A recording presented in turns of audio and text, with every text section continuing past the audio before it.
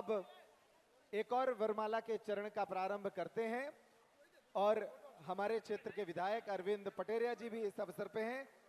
सभी धर्मज माता पिता अपनी थालियां हाथ में ले लें। पहले हम वरमाला के लिए सभी को एक क्रम में आ जाएं, सारे अतिथि, बाकी लोग पीछे आ जाएं। पूज्य महाराज श्री से आग्रह है कि वो बीच में आ जाएं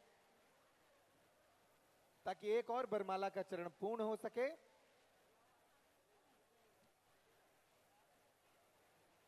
अनुज भैया हमारे वरमाला के लिए वैदिक मंत्रों के साथ पहले उद्बोधन करते हैं। नहीं। ये वरमाला का चरण प्रारंभ करें हमारे राजनगर विधानसभा क्षेत्र के विधायक और इस आयोजन में बहुत परिश्रम करने वाले, भक्तों की सेवा करने वाले ऐसे अरविंद पटेरिया जी, वो एक संक्षिप्त उद्बोधन के साथ सभी बेटियों को शुभाशीष दें और इसके बाद फिर वरमाला का चरण होगा।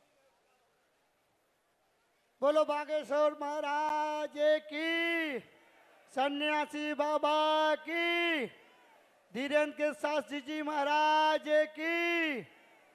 आज के इस कन्या विवाह महोत्सव के कार्यक्रम में हमारे आदरणीय धीरेन्द्र के शास्त्री जी गुरुजी महाराज, सभी साधु संत और दूर दूर से आए हुए सभी भक्तगण ने क्षेत्रीय जनप्रतिनिधि होने के नाते आप सभी का इतने बड़े विवाह महोत्सव में स्वागत वंदन अभिनंदन करता हूं।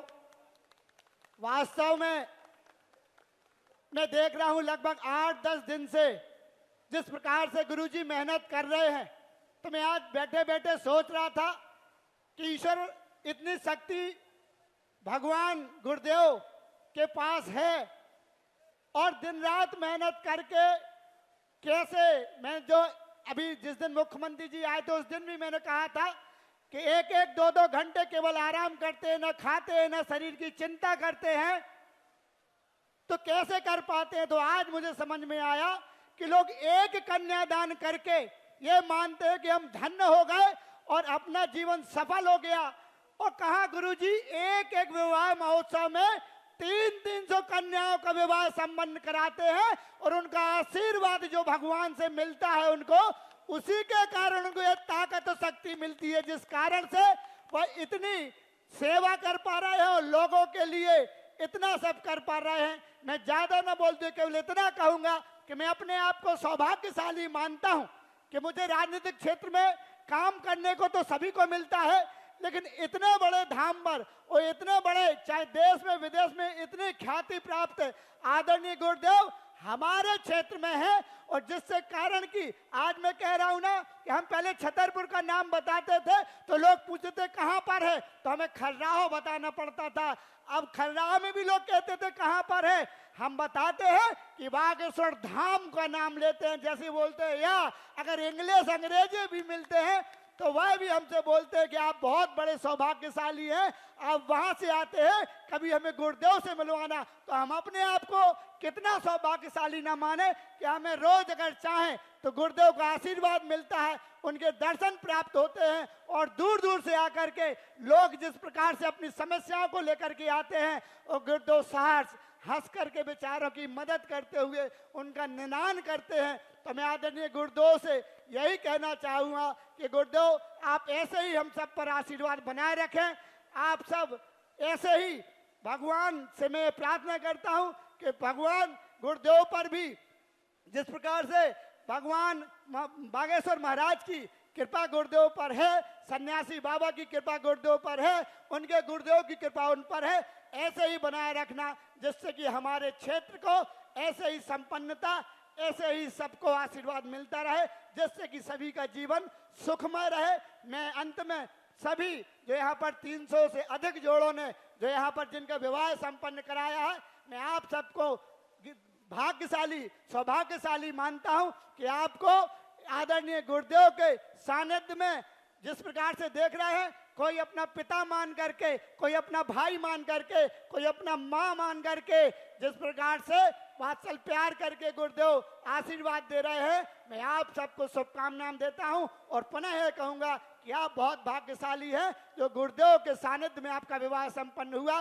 लोग तरसते हैं, मैं गुरुदेव से कहता हूं कि लोग हम लोगों से कहते, लेकिन गुरुदेव कहते हैं कि नहीं, हम कोई सिफारिश से नहीं कराएंगे और कोई संपन्न और धनवान का नहीं कराएंगे। बड़े बड़े लोग सिफारिश लगाते हैं कि गुरुदेव हमारा विवाह आपके द्वारा संपन्न हो, लेकिन गुरुजी कहते हैं महीनों मेहनत करवाते हैं, सर्वे करवाते हैं, और जो बेचारे वास्तव में पात्र हैं उनका विवाह यहाँ से संपन्न होता है। इसके लिए मैं आदरणीय गुरुदेव का कोटि कोटि नमन करते हुए अपनी वाणी को विराम देता हूँ। अंत में पुनः मैं गुरुदेव का धन्यवाद ज्ञापित करते हुए जय बागेश्वर धाम की, जय आदरणीय गुरुदेव की। बहुत धन्यवाद भाई अरविंद पटेरिया जी, उनके लिए जोरदार तालियां बजाइए। सौभाग्य और गर्व का जो भाव उनके भीतर बनता है वो पूरे छतरपुर जिले के लोगों के भीतर बनता है। आइए एक और चरण की तरफ चलते हैं।